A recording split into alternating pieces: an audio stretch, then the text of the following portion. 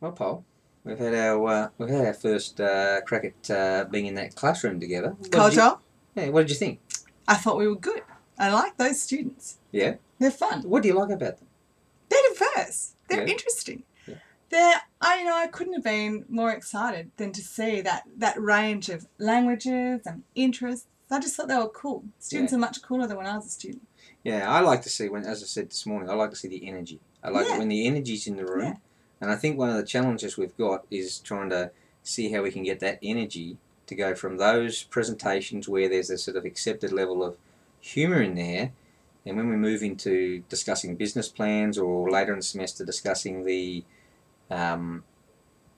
case studies, there's not as natural presentation of humour that's in those things. We really are looking for opinions and ideas.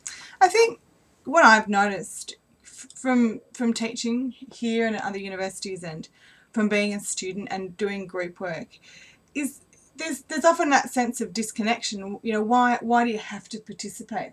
It's a new and uncomfortable place for many people to get up and speak with authority on something they don't necessarily feel they know about. People don't want to look silly. You know, none of us want to say something that we think is dumb.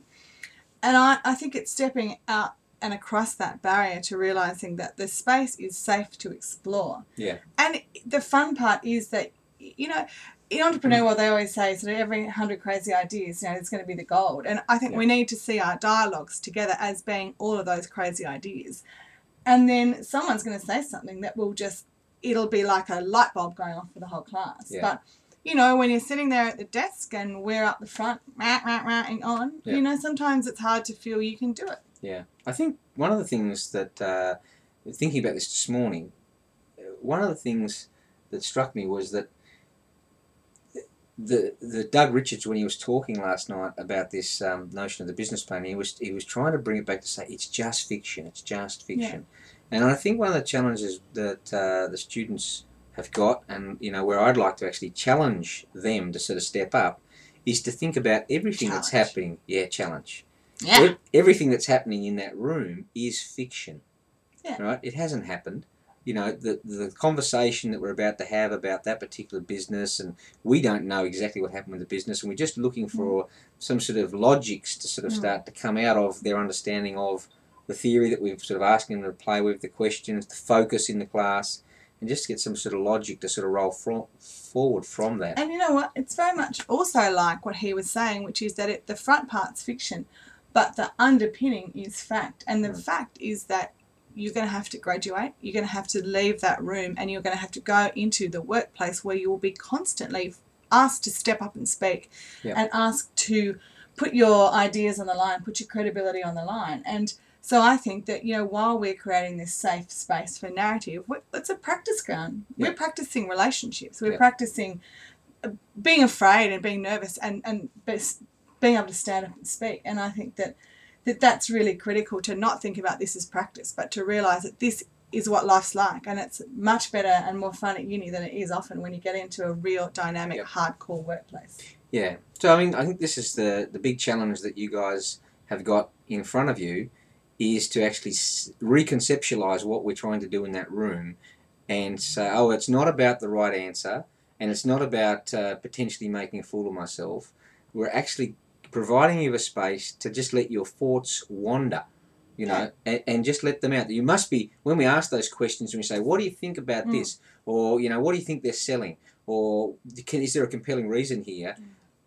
I don't believe that with those guys sitting in the room that the minds are blank and therefore the hand can't go up and say, hey, I just think there's other perceptions that are stopping their thinking from being surfaced to the point where they say, well, could it be this? Or might that help if we think about it this way or that way? And you know what? It's a big group. We realise it's a big group and it's a lot of people, and sometimes it's hard to find a space to stick your hand up and say, hey, I've got this idea. So Colin and I are thinking about this, and we're going to come up with a strategy. So when we're in the class, we want you to speak and we want you to feel safe and we want you to engage, because you'll get more out of it. A passive, receptive information. You're not going to take it away like when you say something and then you feel good. Do you think that keeping the hands up in the air would work again? Yeah, I think for an hour this time. Yeah, an hour this time. Yeah. I'll tell you what we could do. Maybe both hands, like they just don't care. Yeah. Woo! Yeah. or standing on your feet. You got to put your leg down. Yeah. But I think what we could do, of course, is you and I could actually become part of the crew sitting there, and we could actually nominate a couple of people to come up to the front, and they could actually take the process. Yeah. And then see how you like it. And see how you like it, yeah. So, anyway, we're opening We'd be up... those nerdy mature age students that answered all the questions. We'd always have our hands up. We'd be answering everything. So we're opening up this space for you guys to come into next Tuesday night and just have some fun. You know, maybe we'll actually have to have some small prizes that we can just sort of flick out for the people who actually contribute. Yeah. But on a serious note, you've got 50% of your marks attached to this unit relate to your ability to say, hey, what about this, what about that? So it makes perfect sense if you would like to do well in the unit. And we're very encouraging for you to actually do well in the unit. That's the way the assessment's structured, to actually reward those who have a go and participate. So it's over to you guys. And, you know, the thing is that it's not for our benefit. It won't help us. Well, that's not true. It'll help us enormously if you participate. Yeah. And we love to have that conversation. Carl and I both share a view as educators that we can always learn, and that there is absolute primary knowledge in the groups we work with. You guys know as much as we do. We know different things. We've had different experiences. You may have the greatest idea, and we'd like you to share it with us, because we'll learn and we'll grow and we'll share it with other students. So I think speaking and feeling good about it and getting up and making a difference. You know, imagine when you're in a job interview. Imagine when you're in a lift with someone who you suddenly realise has got the key to exactly what you want to do. If you can turn around and tell them who you are and pitch yourself and get your message across quickly and succinctly, you might get that job, you might get that deal, you might get that investment. I've seen it happen and I've done it, and it's only because, you know, you need to take that opportunity. We're giving you a space to practice that. That's it. It's going to be great. We're looking forward to seeing you. I've got to use this arm because this one's not in the picture. We're looking forward to seeing you and everybody next Tuesday night. Lots and lots and lots of this, lots of this. Yeah. And, enjoy. Have a great week.